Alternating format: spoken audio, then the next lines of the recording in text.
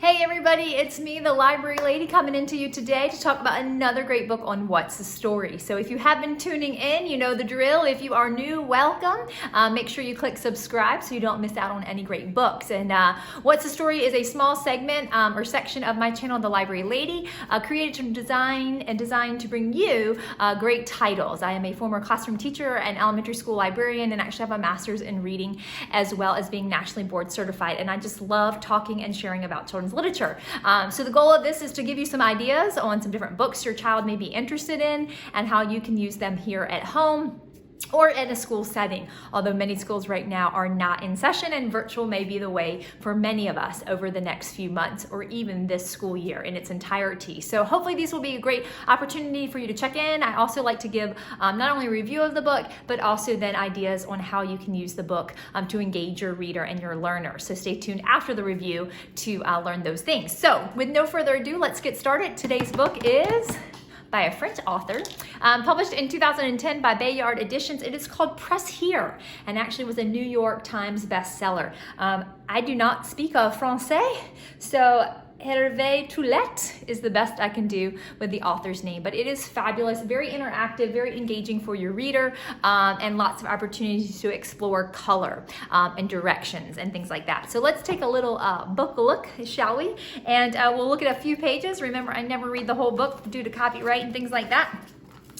So the one thing I love about this book is that it's going to have your child really engaged and interactive with the text. So the first is a yellow circle, and it says ready. So kind of talk to your child. Are you ready? All right, let's see what this book is about. And then it's got this circle here. Press here and turn the page. So your child, you have them do that. Follow those directions. Good for listening skills. Great. So you can see that 2 have appeared. Now press the yellow dot again. And the third one comes up. Perfect. Rub the dot gently on the left, or on the left gently it says, sorry. And your child will be amazed because look what happens. It turns red. And so that's fun. And then they get to rub the one on the right. So again, teaching left and right. Where's the left? Where's the right? And it has turned blue. And now we have the story with the red, the yellow, and the blue.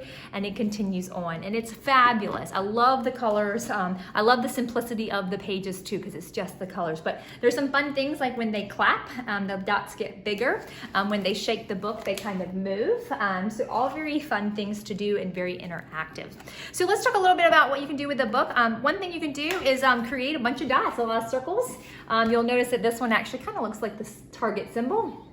And you can have your child do a bunch of dots in any order or any pattern. It's a great opportunity to talk about patterns.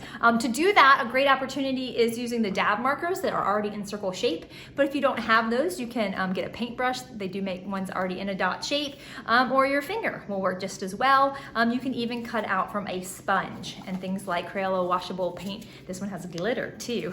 Is perfect. Make sure you pack a smock for your child so that they don't get all dirty. And yes, patterns do come up in the story later in the text. The dots have kind of gotten all shuffled around, and the page says, perfect, hold on. 2 of the dots seem to have switched places, but which one? And perfect opportunity to see if your child can spot where the error is. So you might want to have them create some different patterns and see if they can do that. Another fun thing too is colors and shapes.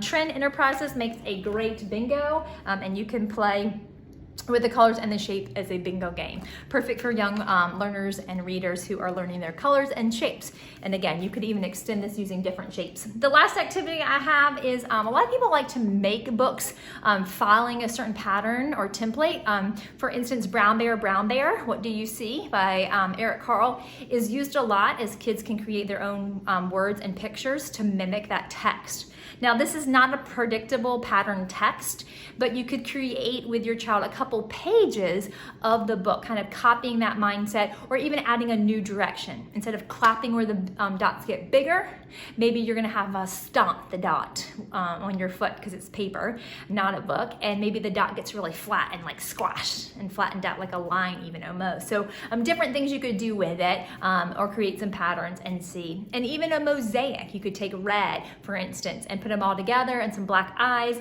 and turn it into like a little ladybug. So just an opportunity to create create art, to play with colors, talk about mixing colors, what happens when you mix blue and red, that it can create purple, and I'm exploring those color options. So hopefully you'll check out Press Here.